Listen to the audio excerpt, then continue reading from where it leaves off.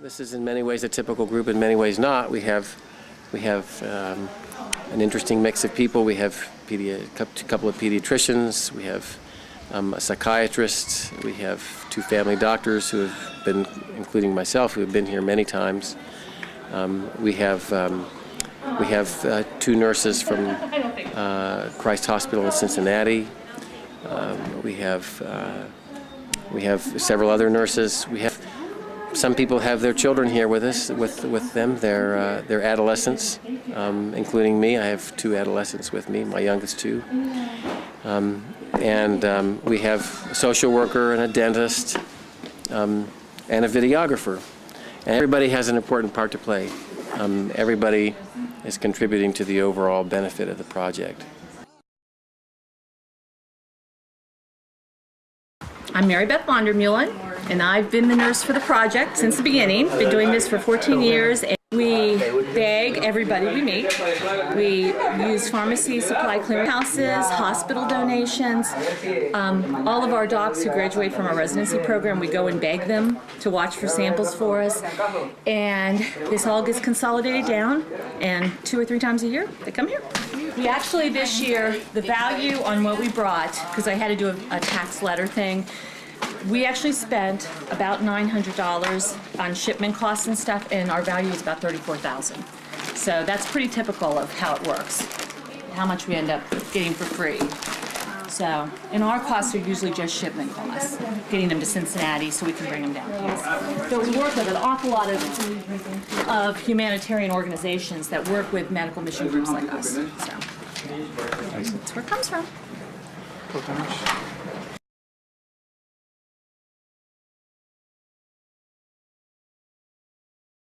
I think about 20 people are going to go up in total. We'll take all of our own supplies.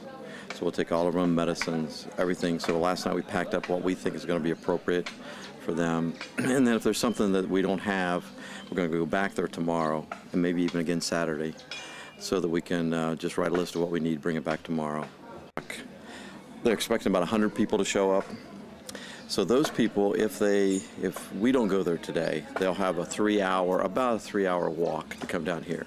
So this is their health care now. So it just makes it a lot easier for people that aren't able to walk that far.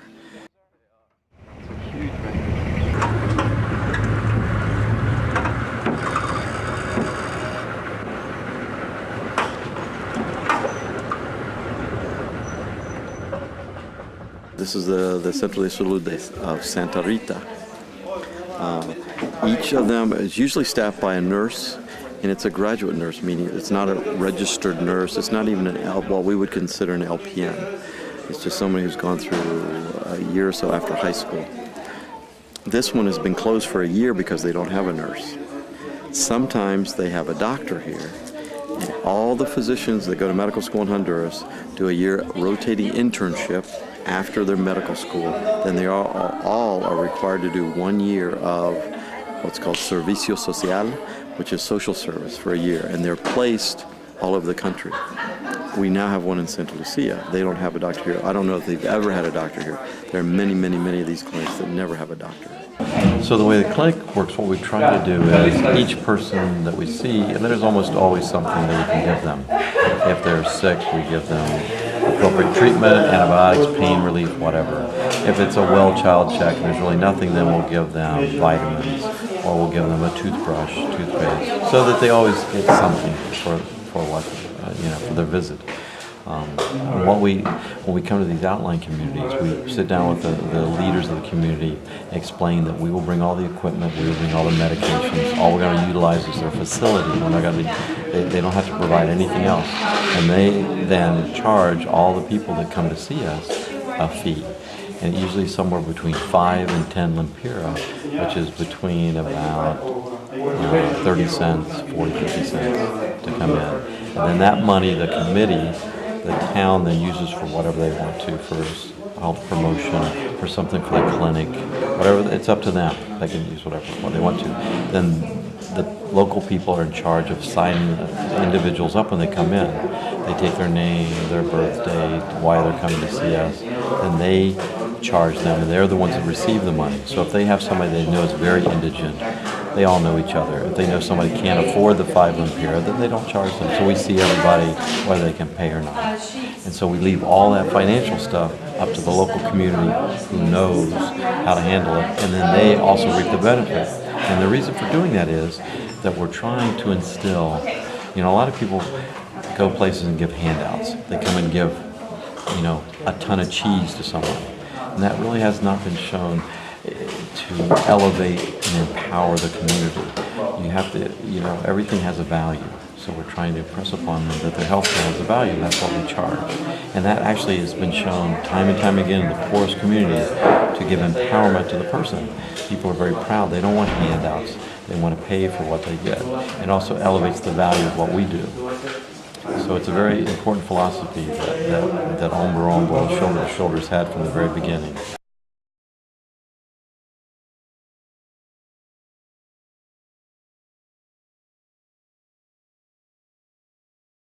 And one of the things that one of the other residents is working on is a study about dehydration and how it might affect headaches, which he's also been complaining about, and dizziness. And he works as a construction worker. He works from 6 in the morning to 6 at night and doesn't have a lot of access to water. So, he's a young guy, so his dizziness probably isn't cardiovascular. We're gonna, we'll do an exam and make sure that we don't detect any weird arrhythmias or any murmurs or anything like that. But, this could all just be dehydration.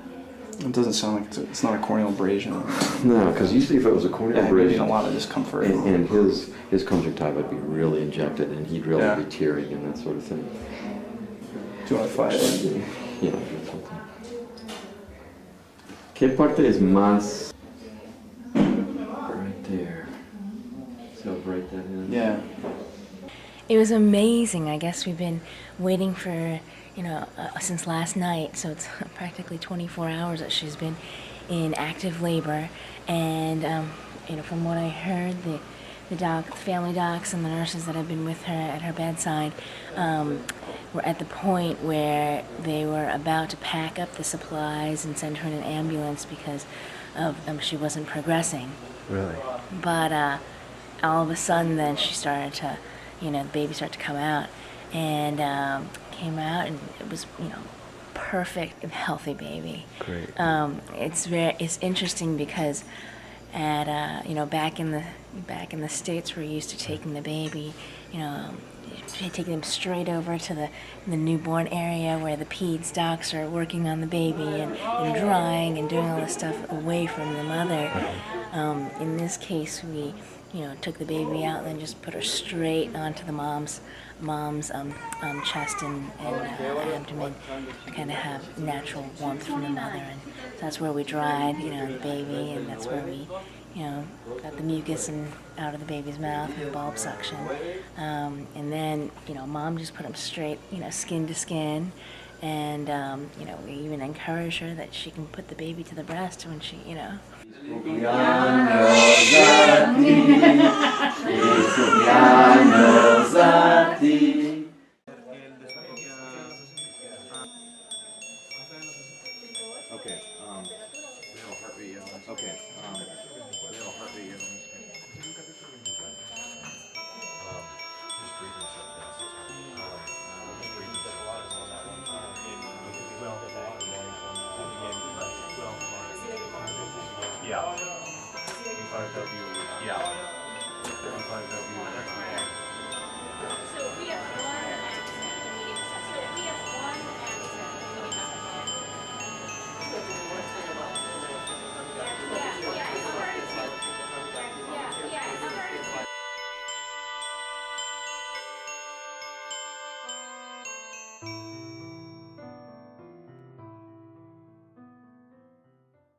La enfermera que vi allá ya hace como un año, Ya no estuvo, el centro estaba pues... Aquí está la enfermera Linda. Sí, El aquí. centro de salud solo cobran 2 lempiras. ¿Por qué no vino al centro de salud de aquí?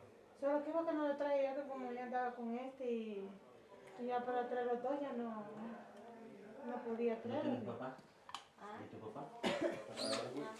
You have been very, very strong to know that people are looking for people.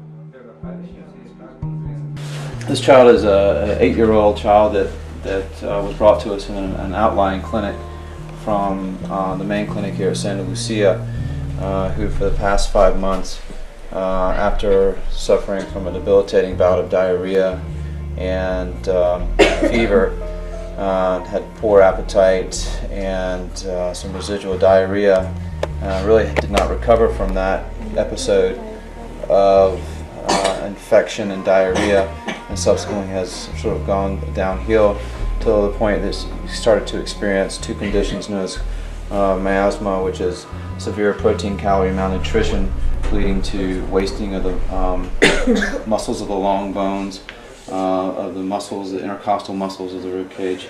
It's also led to nutritional problems.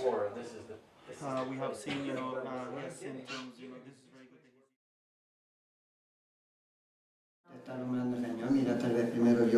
And I was thinking, I mean, is it botulism that's only affecting the, it didn't make sense. And so, I was thinking more like a muscular dystrophy kind of picture, but no one else in the family has it, but I guess you can have your sporadic cases.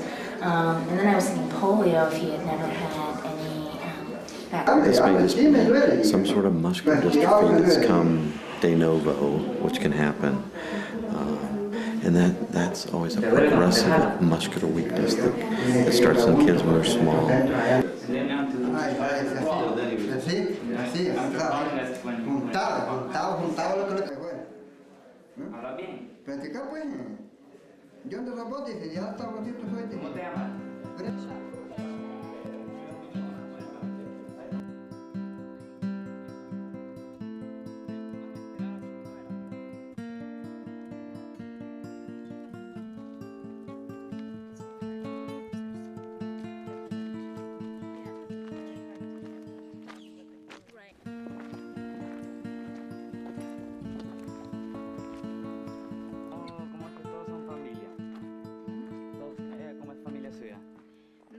Vecina. vecina. Ah, okay. And then is she... Oh, she... All right, boy. You're getting heavy. All right. Does your back hurt? Hold on. Let's see. 1, 2, 1, 2, 3. All right, that's better. Is that better?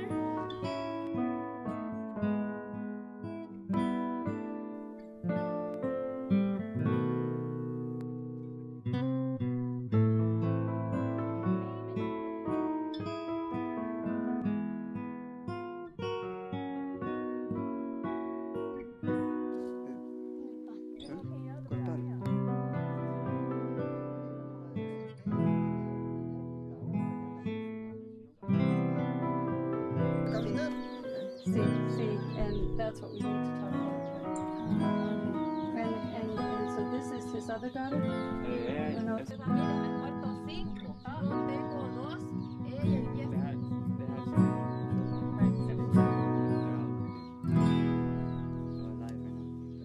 Only 2 are alive? I would say this. I would say you're doing everything you can, and even if you they told him I was to take him all over again. And then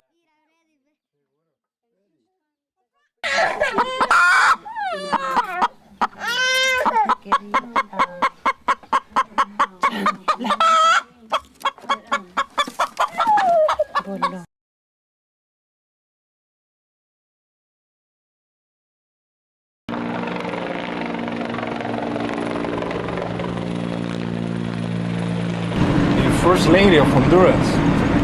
She is coming to visit our town and our project. So we are very exciting.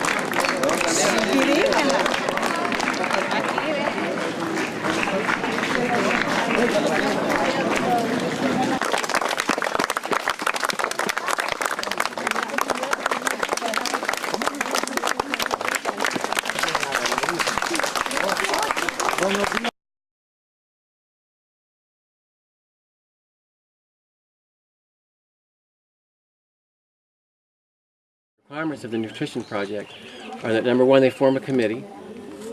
Number two, that they agree to have the men collect the food, the men build a traditional kitchen. So that means they have to build an outdoor kitchen to cook tortillas and cook the beans and rice and all that. And then the women have to agree. The women have to agree to do the cooking, and every woman who wants their child fed has to do the cooking. So if a child family, nobody from their family helps with the cooking, unless they're truly orphans or there's some especially, convincing argument to the contrary, then the child's not fed. So that's a pretty strong motivator, and according to Elias, absolutely necessary. Otherwise, people drop out. So what we do is we supply the food.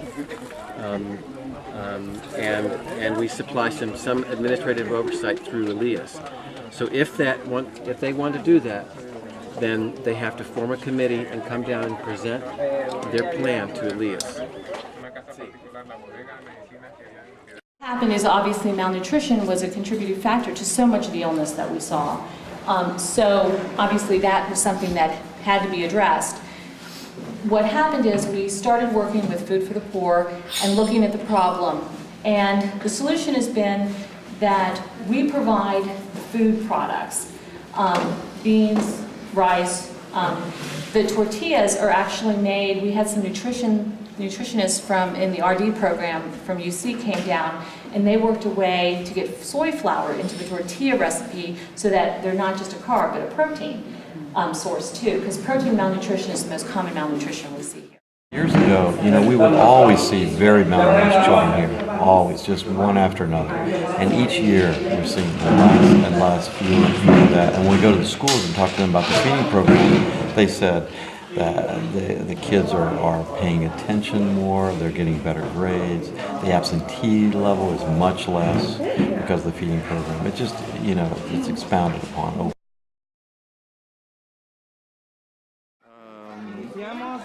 Now the principal of the school here is talking to the First Lady about what the little girls have done in a project called Yo Puedo, I'm able or I can. That with that program, the little girls, they received money that was like the seed fund, and then they started making pillowcases or blankets and things like that, and they're presenting to her as a gift, and also to show what it goes there. What its primary purpose was actually to improve the self-esteem of girls. So the professor from Palacios was basically saying that the project has been so successful, they started a school, and in the school, the girls all worked. They sent guys down to get the stuff for the store, and then in the store, the girls then sold the goods. They decided how much to mark up the items and how much profit they would make. Well, they made so much profit last year that they made $450 profit, and with that money they painted the school. This year, their goal is to make enough profit to build a library for the school. And so two great things happen. One is that the school gets painted and the school gets a library, but the other thing that's even better is the girls develop this sense of confidence that they have the ability to do things that they didn't know they had to do. And so it's a practical education, but one which is really valuable. Antonia Ramos. She's one of the schoolgirls that she was a member of a girls' project that we had several years ago, 2 years ago.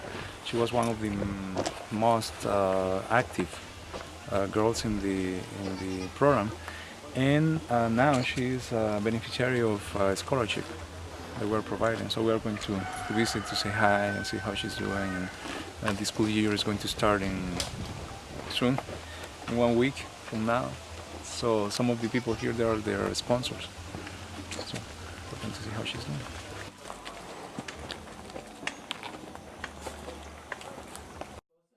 Sí, mucho gusto. Mucho gusto, mamá. Y él es mi hijo. Ajá. Sí.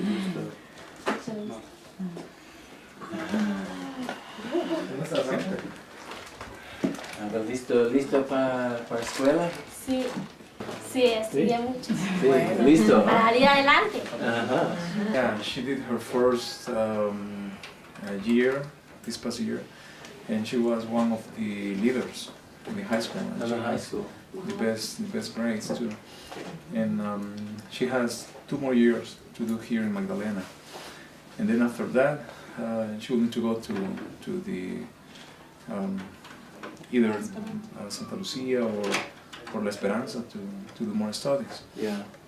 Yeah. Mañana, me levantaba temprano pues para ir. Y tendré que caminar. Bueno, sí, Todos los días. fuera necesario caminar. But at this moment she said that she would like to become a nurse, to study to be a nurse. And in the past, she was thinking about studying business, you know. But now she said that she think it over, and she thinks that it would be better to be a nurse. In Santa Lucia, we are going to start. The town is starting a high school curriculum, what is called Bachillerato en Salud. It's like health oriented high school, you know, studies. So she said that she will be interested in doing that, and to be able to go for here, she said that she will have to get up early in the morning and walk. Yeah. You know, walk.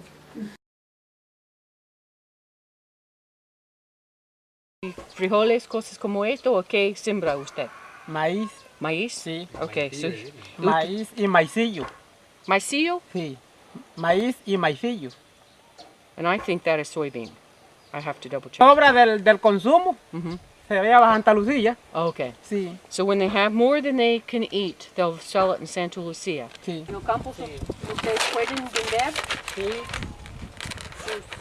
¿Semillas, cosas como usted? Yo no tengo, no. ¿Para la leche o la carne? Para leche. Para leche. ¿Ustedes tienen vaca? No. Son Aquí, demasiado caros, ¿sí? Aquí vale 10,000 pesos una vaca. 10,000? Wow.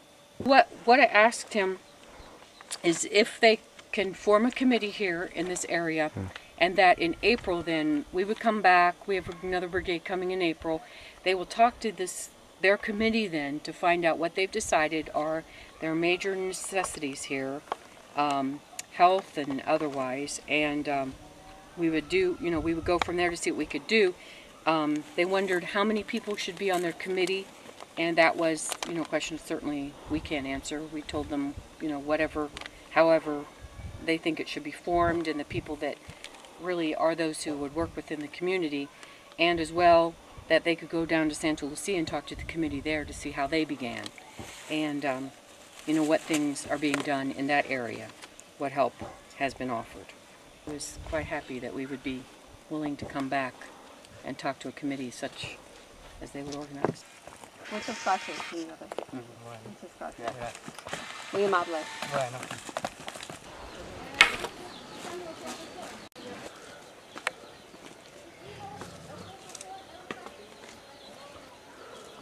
Cuesta una botella de su miel. 50 lempiras. 50 lempiras. Sí. For our jar of honey. 50 lempiras Qué cuesta. bueno. Sí. ¿Y hay un tiempo especial cuando los obispos están diciendo su miel? Sí. ¿Ahora? Sí. Sí, ahorita. Sí. Sí. And now. So they're They're clean. I don't know. I have to tell you, I didn't follow. What's going on? They're throwing it off this.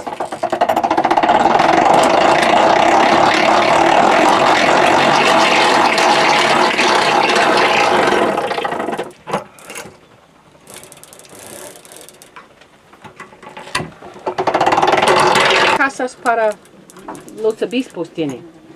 15. Como oro. Como oro. Este. Como oro. Vitamina, va. Sí. Echarle más humo ahí. Ah, sí. Échale más pelota. ¿Quiere más? Qué buen trabajo.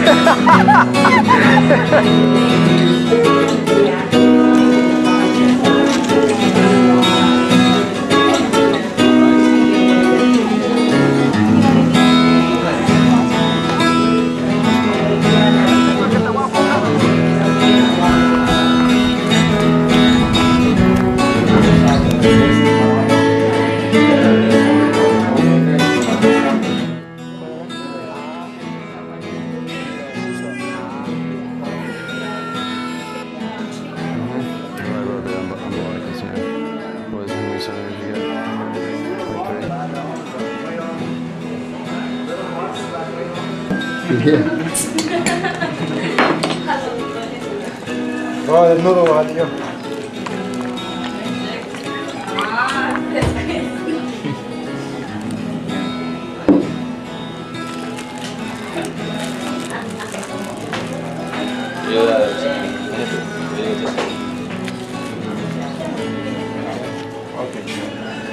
Muchas gracias. Excellent. ¿Cómo está? Bien estado por la luta, sí. She would be helped by you being there. Cuando ellos están en esta...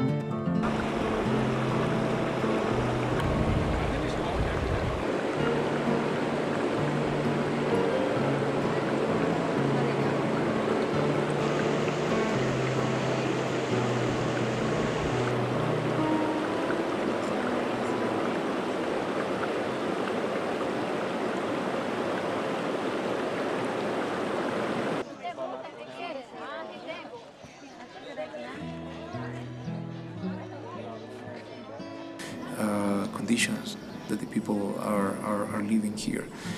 Many things that we take for granted, you know, just to go to the house of a person that has a child that is not able to walk and to offer them an opportunity to make that child move around, that makes the people so happy for something that they couldn't do themselves. Or if a child is malnourished and you provide the food and that child improves, you know, instead of being lying down in a bed without doing anything, then he's able to be active again. That brings the world to everybody. So I will say the best way to help is to do whatever you can.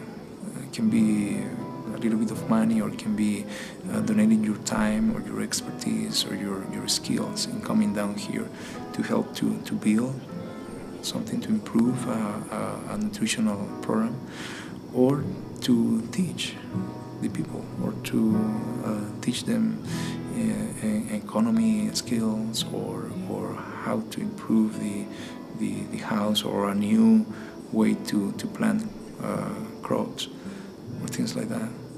This organization definitely feels like a very close group of not only co-workers but friends, and Yes. there's a really just a warm family feel. Exactly.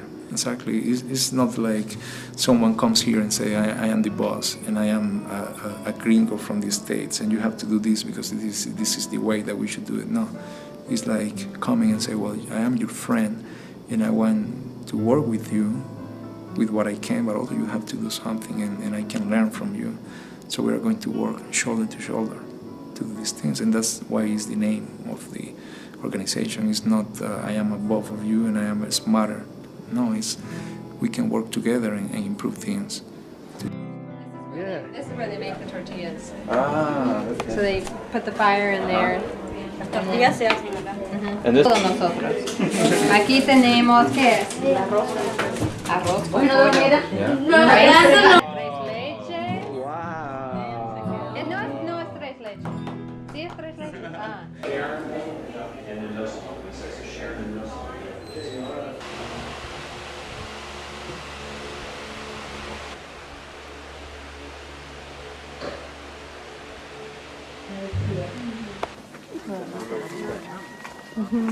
Never been to Honduras.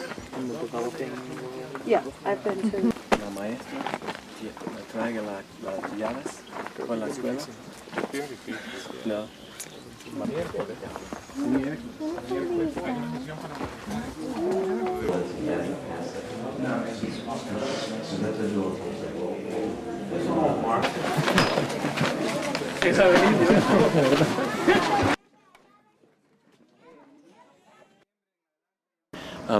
Visitors here help with the continuity of the project.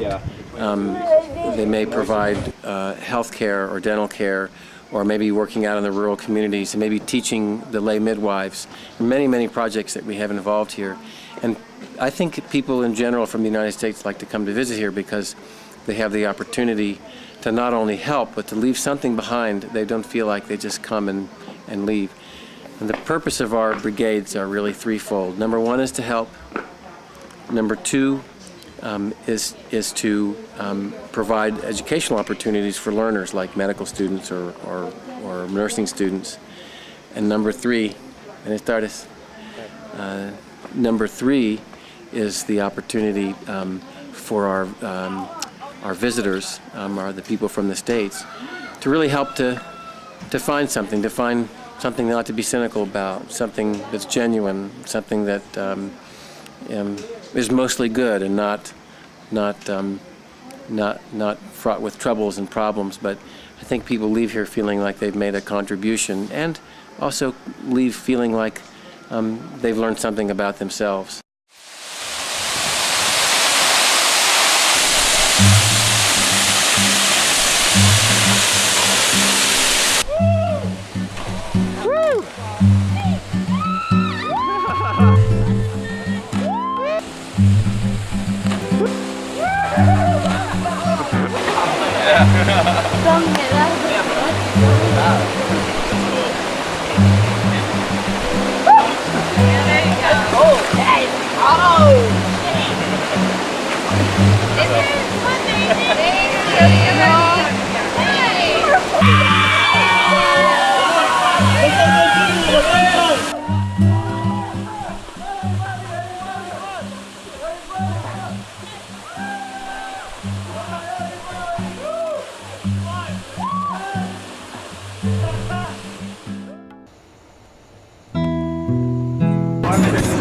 Every company.